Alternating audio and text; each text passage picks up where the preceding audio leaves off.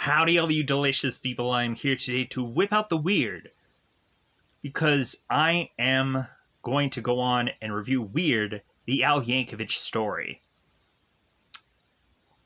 So, this movie, as I was to have gone on and known about Weird Al's life, I was to sit through this movie and really understand how accurate all of these events were to be.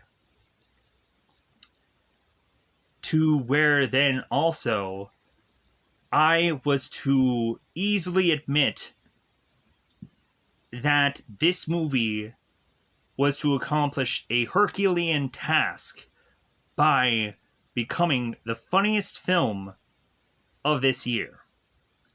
What year is it? I'm not quite sure, but this movie was funny. And so, now that I've gone on and just kind of stated certain things here, now I'm sure a lot of people are kind of wondering, because they come to a review for a reason, to know what the heck is even going on in this movie. And so I will do that. So, we go into Weird, the Al Yankovic story, and come to find out this is a massive parody biopic. Really, further and further into the film, we're more and more realizing how obscure this movie gets, how much none of it really is to be anywhere close to what we would imagine this movie could have been, and does all of these things. And I thought this movie was great. And ridiculous, funny, hilarious. We had Daniel Radcliffe that was comparing this movie to, of course, like Naked Guns and Airplanes. Like, I immediately wanted to compare this movie to, like, Walk Hard, the Dewey Cox story. So, I was really just like, man, this movie was great. So, come to find out, for this story, we have an Al that starts the beginning of this movie in a gurney being wheeled off to a hospital bed near death. And so, when we are so close to the end, we have to then backpedal to showcase how this person was to live. Going far back into the age of young for Al, to start, maybe a little bit. It's a little cold in here. And start to have a kid who is to realize where he wants to head with his life. And we have immediate parents who are severely unsupportive of any of that, and wanting Al to go on as soon as humanly possible, even if he doesn't fit a certain age range, for Nick to go on and pull some strings to have Al work at a factory that Al doesn't even know what his father does, who is Nick, or even how much his father actually gets paid there.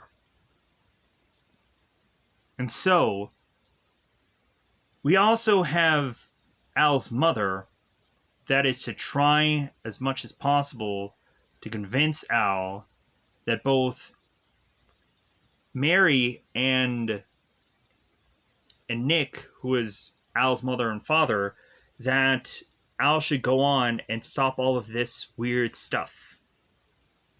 And so Al goes on to continue to be himself anyways. Desperately finding an instrument that is to be this accordion that his father, Nick, wants nothing of him to try and pursue. Al secretly accordions away night and day to become a talented accordion, defying his parents, defying the odds, and going on to then realize that his parents will still never accept him, still having this dream. So Al goes on off to college and is to live with a number of men who are now all asking Al, it's like, well, hey, like, when are you ever going to go on and do more of that music? Yeah, like, when are you going to come up with the next song? And so the guys are kind of pressuring Al. It's like, well, hey, how about you come up with a song right now? So Al, all of a sudden, listening to the radio, making some sandwiches, is to have something just pop in there. Pop into his brain.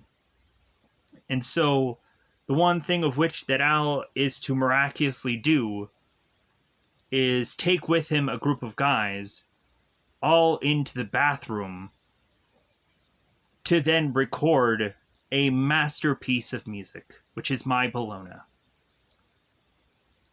After that, it seems that this song had blown up upon the radio to have all of a sudden Al be showing up at this record company that really is to find this to be all but stupid and a waste of time, and that Al should come up with more songs.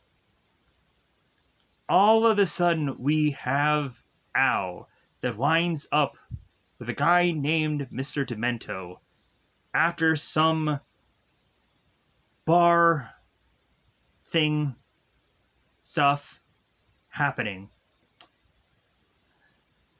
That is to go on and start to catapult Weird Al to have a lot of people start to see Al in a different way, to be like, you know what, like, this guy just is to just make this work. Somehow he's just pulling this off, and he's doing it. And so Al goes on to then defy the odds even further, just say, it's like, you know what, like, I'm no longer going to go on and do all these rip-off parody songs. Oh no. I'm going to come up with something a little bit more unique. And again, everything that Al goes on and puts out again explodes and turns to platinum, and Al is to make his way to meeting with Madonna that we spend far too much time on in this film. But that was the funniest thing about this movie, in all honesty. It was just so, like, yeah, of course we spend so much time on that character, considering the whole Madonna, like, relationship connection thing was to not really be true.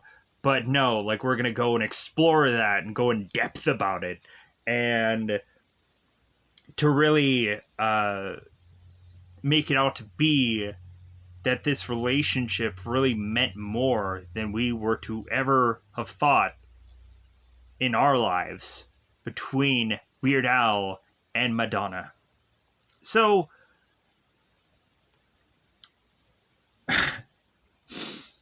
with that said, that leads us on to Al needing to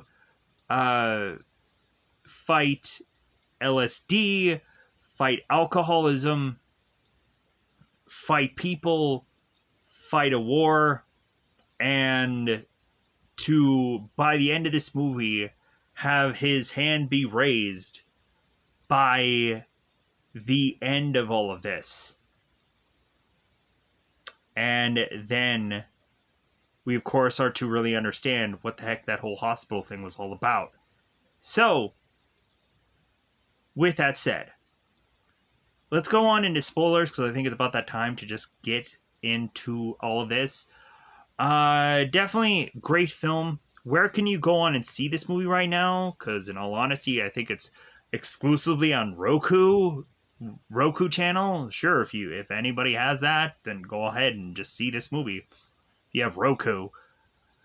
But I was to go on and see this movie in a number of different apps, so I will go on and list them all here.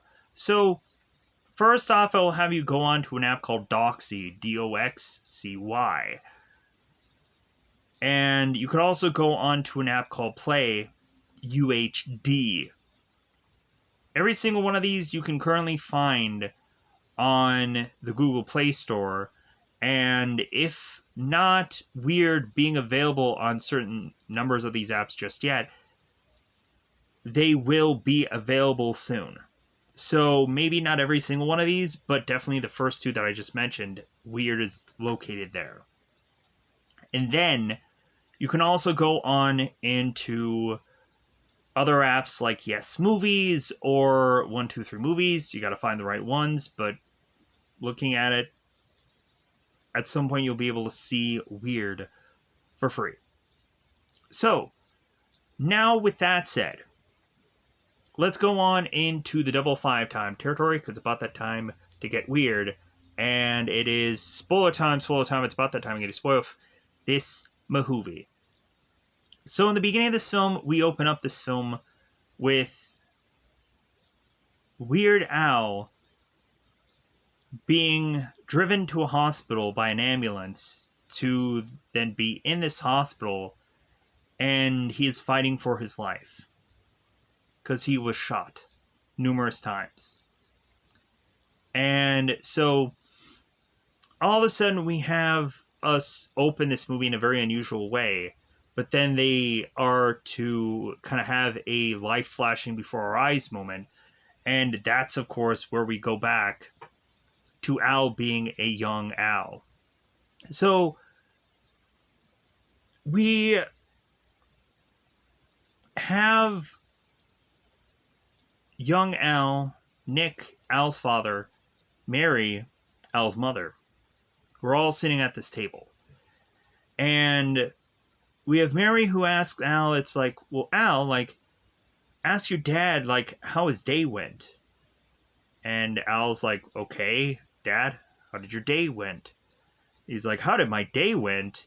And so we go on to find out that Nick's father had one of his coworkers get into an accident, and Nick goes on and is to kind of whip out his hand that is to be this fake hand, and he plops it down, showcasing to us that Al is to have this dad with this just kind of unusual hand that he always wears a glove. So we have Al that's somewhere in this conversation. We have Al's parents that is asking Al, it's like, well, hey, like, what do you think that you're gonna do? Like, what do you think you're gonna do next? And Al is just like, well, like, I wanna sing, I wanna sing songs. And so Nick is like, okay, sing me a song. So Nick is listening on to see Al sing a parody of Amazing Grace, which is Amazing Grapes. Amazing grapes, how sweet they are, or something like that. So Nick is to go on and just be like, wait a minute, like, that's not the words. Like, that's stupid. So Nick is to go on and just be like, I won't have you go on and do anything of that. And Mary is like, yes, Al, like, me and your father believe that you shouldn't go on and do any of that weird stuff. So Al goes on to basically, like, do whatever he frickin' wants. And so the thing that I like about this story is we have, like, this message that it should just be like, hey, be weird, be unique, be different, and like, and go on and just kind of be yourself. And that's the thing that I like about this. Like, if you have a dream, like keep trying, keep doing that dream, and until and hope that no one is going to go on until you know. So, like, that's the thing that I like about this film. So we have Al that opens his door to some salesman. And so this salesman is going door to door selling this accordion. The funny thing of it is, whenever we are to go on and see an accordion throughout this whole entire film, it's the same accordion as if they only had like one accordion for this whole entire film. No matter how much like randomly, like, it just feels like they only had one accordion in this whole entire film. But so we have the salesman that is coming in wanting to sell this pristine accordion to Al. And so they open this thing up and it's like a crappy old accordion. And so Al looks on and he's like, wow. And the salesman is like, well, hey, like, try it out. And so the kid is like, eh. And so the salesman is like, wow, like, what amazing talent you have there, kid. And so all of a sudden, we have Al's father, Nick, that just comes out of nowhere and just starts beating the crap out of the salesman. And and it's all because it's like, hey, like, what are you trying to do to my kid? Try to manipulate him. Blah, blah, blah. So Nick is just beating the crap out of the salesman.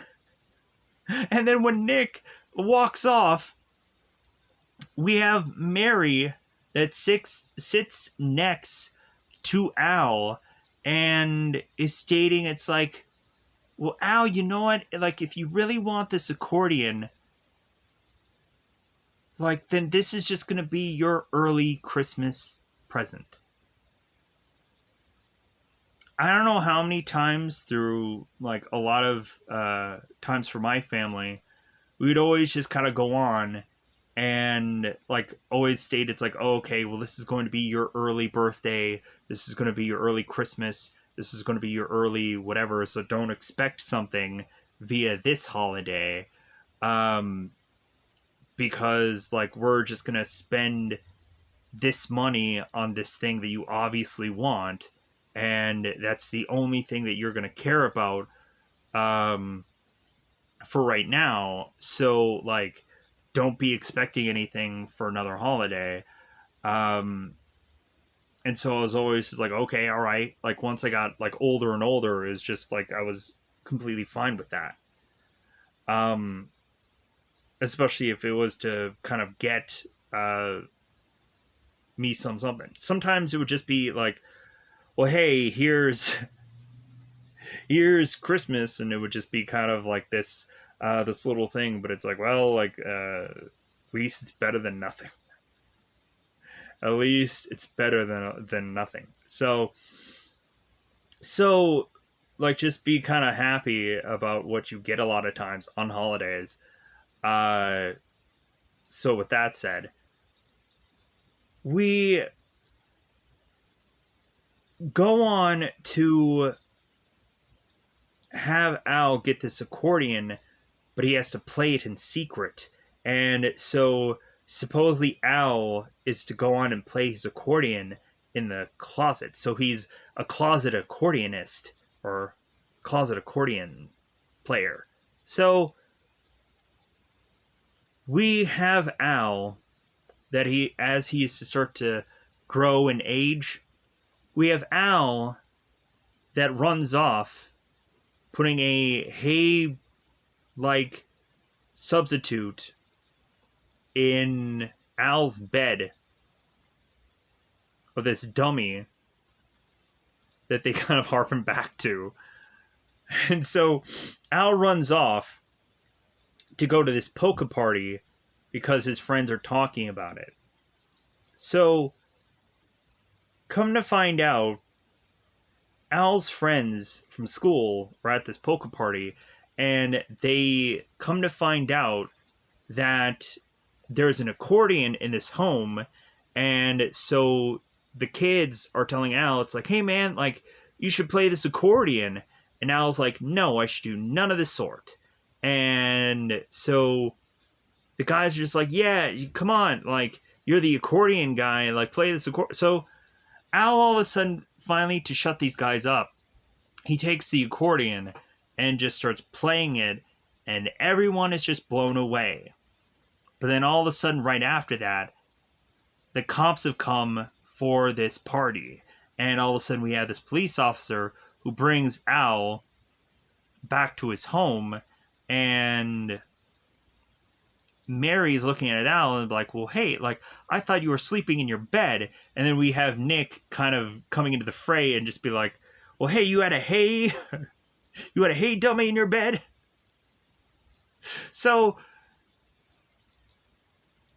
again, like, we had Al's parents who were very unaccepting of Al's way of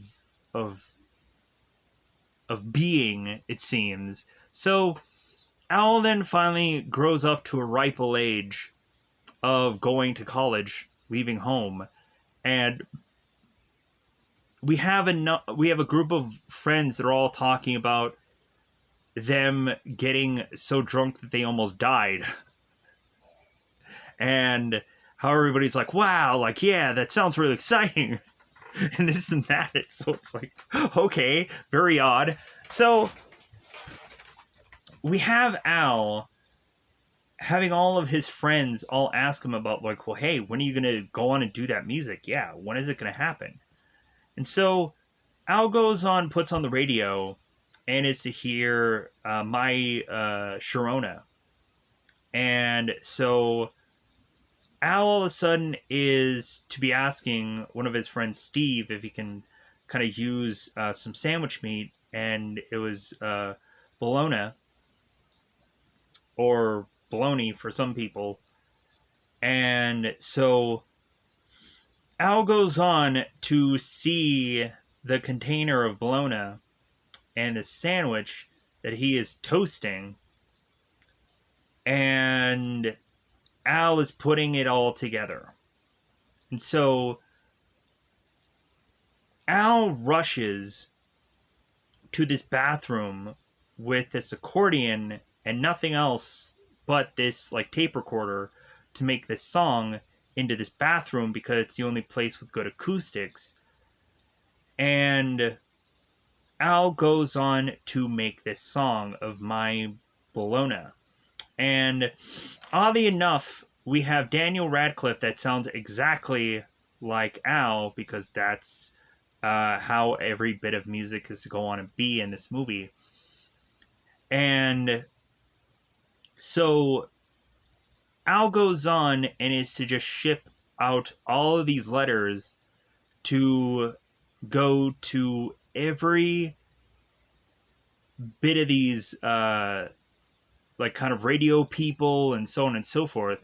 And oddly enough, we have these radio stations who look into these things, and they heard this song, and evidently this song was going so well on the radio that, like, this radio just kind of blew up. I'm like, yeah, like, this is the, like, #1 hit for today, like, My Bologna. So all of a sudden we have Al, who is face to face with the Scotties, well, Tony and Ben. And so we have Tony who listens to this song and he's like, you know what, this song is kind of just stupid. Like, what are you even doing? And so Ben even goes further to like state how just uh like Al is like a hack, and like he would want to just puke in front of him, and this and that, and like just Will Forte just goes on and on and on about this to where like Tony's like, okay, like I think he's heard enough. Like I just come on. So we have Tony that is to state to Al, it's like, well, hey, if this is what you're gonna do, like how about you just go on and like really like come up with more than just one single, like really start to like come up with more music and see where this goes. So this is of course also where Tony is to tell Al like, well, hey, like start booking gigs, uh, and really just kind of take this out to places. So Al goes to this like broken down bar, and no offense to wherever this bar really was. So this kind of unlikely bar, not broken down, an unlikely bar. My bad. I stated that. So we have Patton Oswalt that seems to be in the background of supposedly being a heckler in this film. And we also have the guy that is labeled in this movie as a sleazy MC, who is actually Michael McCain, who a lot of people will know from Spinal Tap. I thought that was like, oh my god, like so much about this movie is like massive Easter eggs of like all of these celebrities and all these people that have at one point gone on to be these people that would make parody music at some point, or to like we have guys from like Lonely Island in this movie. We have uh like the stand-up comedian Dietrich in this. We have Jack Black in this movie. We go on to have just a number of people who are also to be like musicians in this film, and I thought that was kind of so interesting. So we, of course, go on to have Al, who has come up with this Rocky Road song. And this, of course, is to be like parodying the Pat Benatar song. So Al goes up there to do this Rocky Road song, and all of a sudden at this bar, we have this one woman who is to state, it's like, well, hey, like, I want a beer, but I also want like 2 scoops of like rum raisin or something. And the bartender is like, well, hey, we don't have ice cream here. And the woman is like, well, hey, like, you better. Or there's going to be like all heck breaking loose. So come to find out, in this bar, we have Mr. Demento, and we just have a number of people all listening on. And so it seems after this whole bar really got into this song and really thought it was interesting, we had Al leave, and so Mr. Demento just kind of pops in and is like, oh my god, like, this thing was like amazing. Like, Mr. Demento was to state that like all of these other people who have gone on and been like wild or weird and whatever, and so like immediately like Mr. Mr. Demento, or my bad, Dr. Demento, is to state that Al like needs a name, because Al Yankovic is far too long. And so they decide that they need to come up with a longer name. And so they realize that Al needs to be called Weird Al Yankovic. Or Yankovic. And so that sticks till that day. So Al goes on to continue putting out music to the point of him then starting to realize it's like, well, hey, instead of coming up with all of these parodies, I'm finally just going to go on and come up with something original. And so that, of course, is when Al turns around to come up with this original song after going on with Dr. Demento in this bathroom and taking LSD, and Al is having a really bad trip, and Al ends up coming up with a song, Eat It, the most original song he's ever done, after taking LSD. And so Al goes on to put this song out, and immediately, like, records are broken, people love this song, and so Al is going on and doing interviews with Oprah, and everything is just taking off. So now Madonna is to hear what Weird Al is doing. And so Madonna wants to be a part of it. And so Madonna is to seek out Al because she's a fan. And Madonna is like telling Al, it's like, well, hey, like, do you know about my song, Like a Virgin? And Al's like, well, yeah. And Madonna is like, well, like, yeah, like, how about you, like, pull something off with that? And Al's like, well, I'm sorry, but I'm at a time now where, like, I'm doing everything original.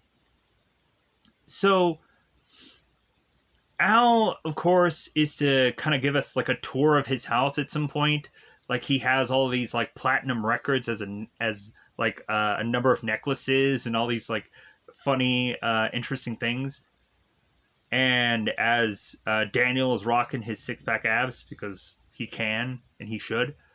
Funny little note, the actress who goes on to play Madonna in this movie said in an interview that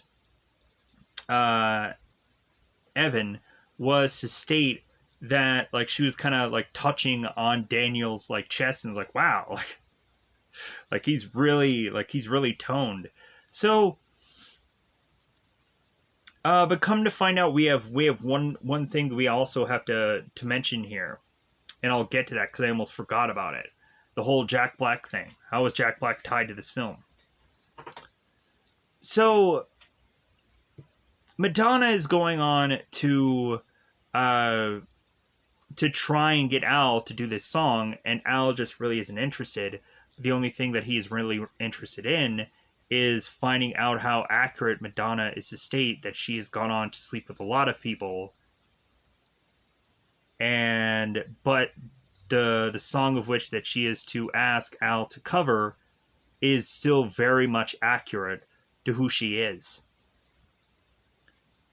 So now let's go on and let's backpedal, because we have Al that sleeps with Madonna, and so let's backpedal a little bit. So Weird Al is to make his way with Dr. Demento to this kind of beach party with all of these celebrities. We have the who's who. We have, like, characters that go on to look like Pee Wee Herman, Alice Cooper, and the list goes on and on. We, of course, have Andy Warhol, who's played by Conan O'Brien. We have Wolfgang Jack, who is played by Jack Black here. We go on to have Dimitri Martin, who goes and does like kind of comedy music for stand up. He of course is to be in this movie as Tiny Tim. So big number of celebrities here. So we have, as Al is kind of talking with Dr.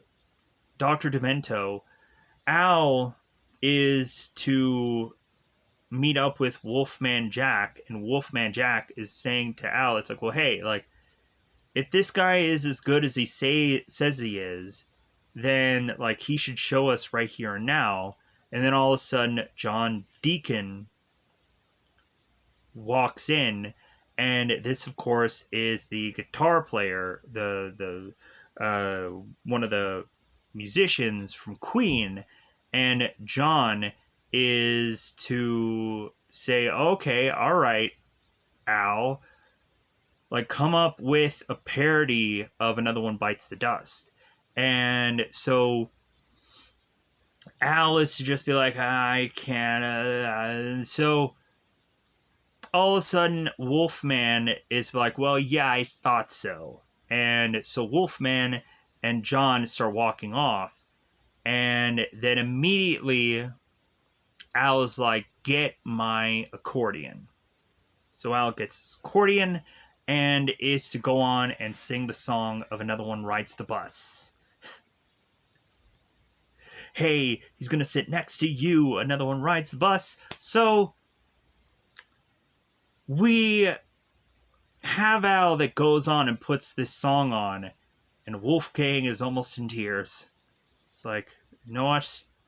Like that was good.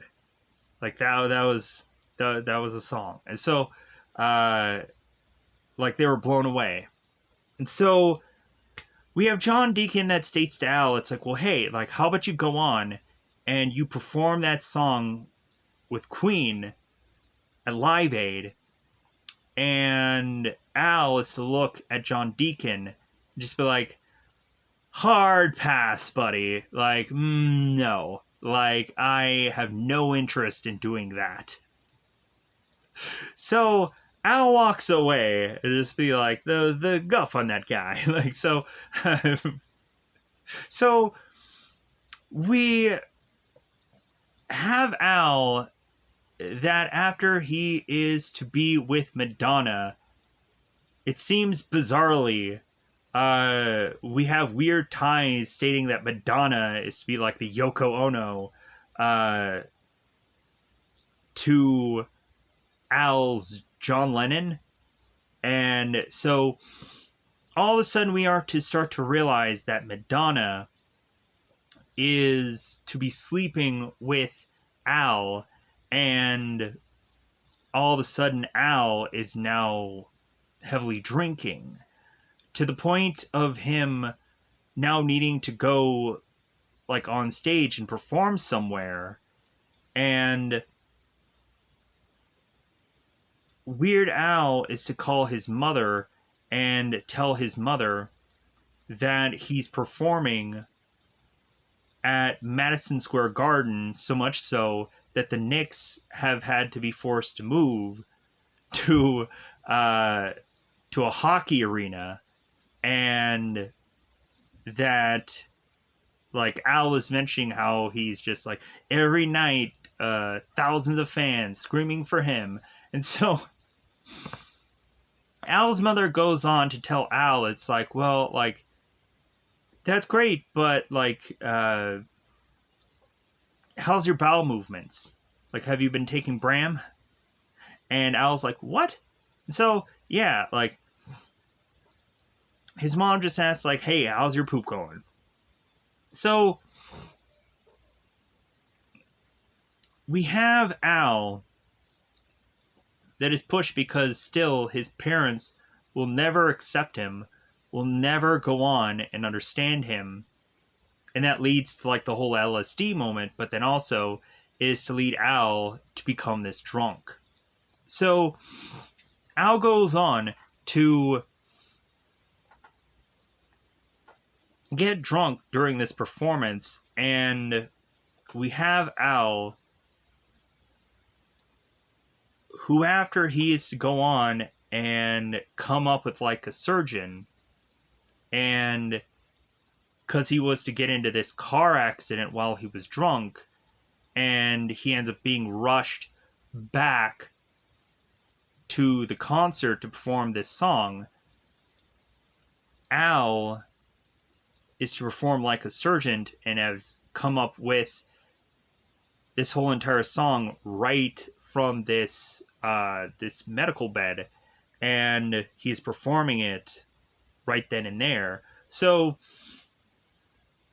we start to have Al, who gets more and more drunk and is to start to be blathering about what everybody wants.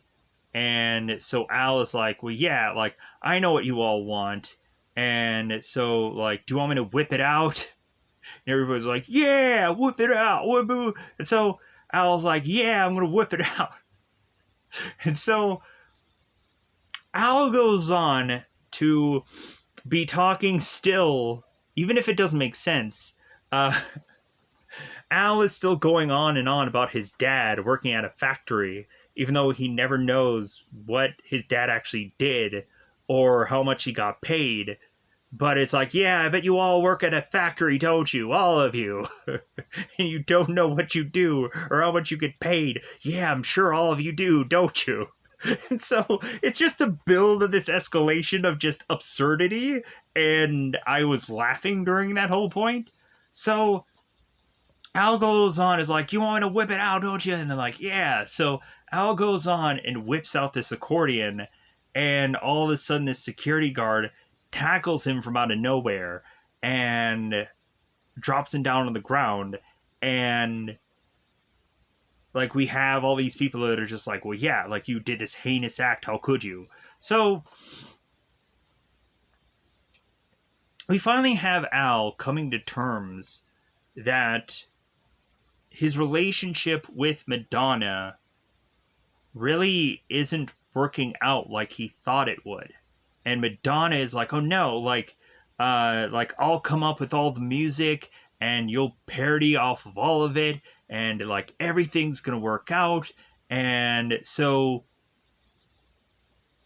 all of a sudden we get to a point where Al, after it seems he's to lose his band members, his family was never there for him, we then finally have Al turning to Madonna and stating, like, well, like, you're the only thing that's mine, that's with me, and you're the only thing that I have left. And then all of a sudden we have this black sack that is to be tossed over Madonna, and she is to be taken, and we have all of a sudden Weird Al going into fight mode and beating up every single one of these men as if he's John Wick in this diner to run after Madonna. Because come to find out, while we had Weird Al that was also talking to Dr. Demento, and so Weird Al was telling even Dr. Demento, it's like, well, hey, you're not my father, you're not my father. And then that kind of pushes off Dr. Demento.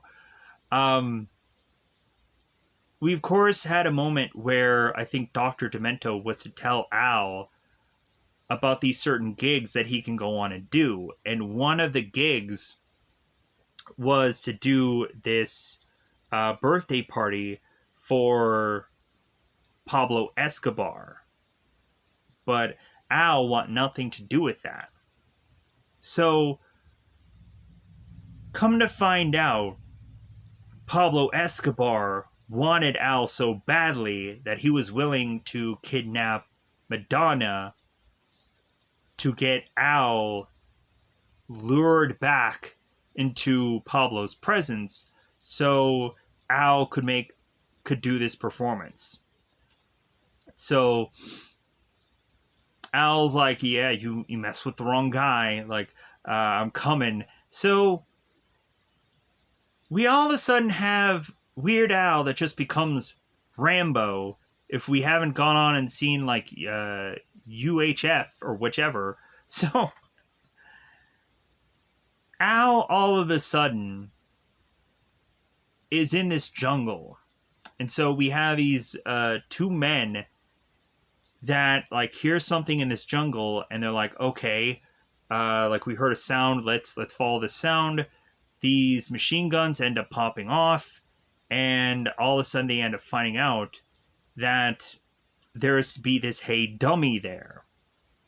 And they're like, hey, this is a hey dummy. And then all of a sudden Al is right behind them and he takes both of them down and he grabs this machine gun and be like, it'll do. That'll do. So we have Al that goes off to this this complex, this place where all of a sudden there's drugs all over the place. Madonna is tied up. And so we now have Weird Al that is confronting Pablo Escobar. And so we have Escobar that is telling Weird Al that he's not going to leave here alive until he performs. And so Weird Al goes on to instead kill off everybody. And so Madonna, after all these deaths are to happen, Madonna comes up with this genius plan that she wants to go on and just become the drug cartel. And Al is just like I don't think I can go on and do that. I'm sorry. Like, no. So Madonna goes on to become like the head of Pablo Escobar's regime, and Al goes back to continue to make music. So Al, of course, is to go on. Let me pause here for 1 second. All right. So we also had the moment that was also leading up to Al becoming a drunk. Kind of backpedaling a little bit. There's a lot of stuff going on in this film. And so when Al was to come up with Eat It, we had Al stating that this is the most original song that I could have ever come up with. And Tony then goes on to call Al and states to him that there is some artist out there that is to come up with a song called Beat It. And so Al asks Tony, it's like, well, like, what's the song about? And Tony's like, well, I guess it's about, like, fighting or trying to avoid a fight or something like that. And so now Al is furious. He is at this this restaurant and he's like breaking phones and chucking things. And so Al is furious because he's like, so now for the rest of my life, I'm going to be tied to this Michael Jackson guy. And because I did one song that sounds similar to him and he's parodying me now. So we continue on to have Al that is to try and do this original song that is to have this whole back history about all of this, because Al, of course, is to give up on fame and fortune and continuing to become a music star, and instead Al realizes that he needs to figure out a way to reconnect with his father. So, because Al has gone on to accomplish everything and do everything, and so now he needs to go on and go back to work at this factory for a whole day to talk to his father. And so let me pause here 1 second. So Al makes his way to Nick's factory job. And so while Al is to get the lay of the lands of what he should be doing at this job, the guy just explains that when the light turns green, hit this lever this way. And when the light goes red, hit the lever that way. And so Al is to ask this guy that's telling him what to do, what do you guys do here? What do you guys sell? And the guy goes on and starts laughing. And so he says, it's like, man, like, Nick told me that you had a really good sense of humor. And he walks off. So Al starts going on and doing this job. And then Nick walks up to Al and is like, well, hey, what are you doing here? And Al is to talk to his father and just be like, well, no, like I wanted to be like closer to you. And so like Nick is just like, well, why are you doing this job? And Al's like, well, I just don't get it. And so like Nick is to go on and tell Al, it's like, no, like continue doing your dream, like continue to be you. And so Nick is to finally show that he accepts what Al is doing, to the point where even Nick is wearing a Hawaiian shirt himself.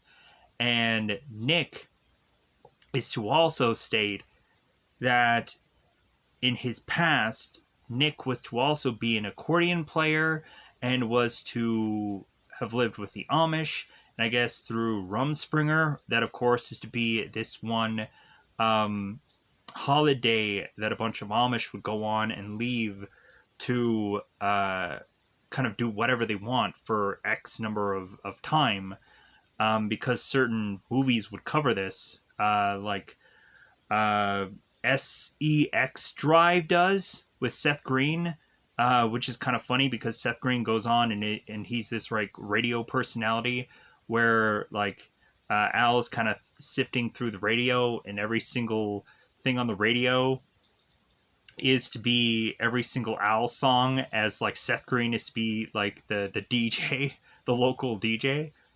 So I thought that was funny too. So we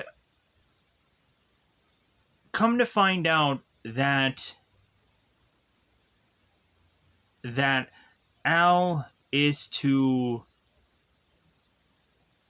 be connected to a history of the Amish with his family. So then Al miraculously is to find out that Nick's dad was to come up with this song called Amish Paradise. And so Al is like, oh my god, like I need to take this from my dad and come up with this song. So all of a sudden we then have Weird Al that performs Amish Paradise, and we all of a sudden have like this huge award show that Al ends up going on to get an award for this show. And we have Coolio, who's just kind of in his seat, just kind of like, So all of a sudden in this award show, we have both, I think it was Diana Ross, and we have Hulk Hogan going on and giving out an award for the most like obscure band with just like an accordion. And so like we bizarrely had like Prince and a number of other people that it didn't make sense. So come to find out, Weird Al was to win. And so Weird Al gets up there, and so he has this big elaborate speech about like, well, hey, like I know I want to go on and have a bunch of people that I want to thank, but like I'm going to go on and thank them all in private, and or they know who they all are, so like I don't need to thank them. And so like Dr. Dementor's like, what? And so like Weird Al instead is to go on and just say it's like, well, hey, like anybody going on and being weird, like it's okay. And so like the big like moral of this story. And so all of a sudden we have some guy lining up this shot in this award show in the middle of it, just sitting somewhere. He has this big massive gun and no one's saying a thing. And all of a sudden this gun goes off, and we then have Weird Al in this hospital, and he's like reported dead. And they're going on and they're doing his funeral, and they're saying like rest in peace Weird Al and this and that. And so yeah, so come to find out everybody is like mourning the loss of Weird Al, and that's how the movie just ends, with Al being dead. And so the next thing that we see is we just see a bunch of like home photos and pictures and whatever of Al and his younger years and his past, and just kind of leading up to uh, these kind of unique moments, or these photoshopped moments that are just somehow tied to this film. And Alice to just be like, well, yeah, everything about this movie is like accurate, and it's this and it's that, and having a Weird Al going on and meeting the Beatles and all of these people and everything like that. So yeah, so uh, just some unique, one of a kind like moments, and also photoshopped like things. But yeah, so with that said, I'm going to go on and try to get out of here so I can get this review as quickly out as humanly possible. Let me know in the comments below if there's anything that I forgot about. There was a lot of backpedaling that I had to go on and do because I knew there was a bunch of scenes that I was going to be like, oh no, like I forgot about this. Like I have to get this out there. I have to push this in there because there were some funny scenes that I knew I was going to go on and be like, oh crap, like I forgot about this. I have to put this here. And so I'm going to get out of here. Goodbye, everybody. Goodbye, everybody.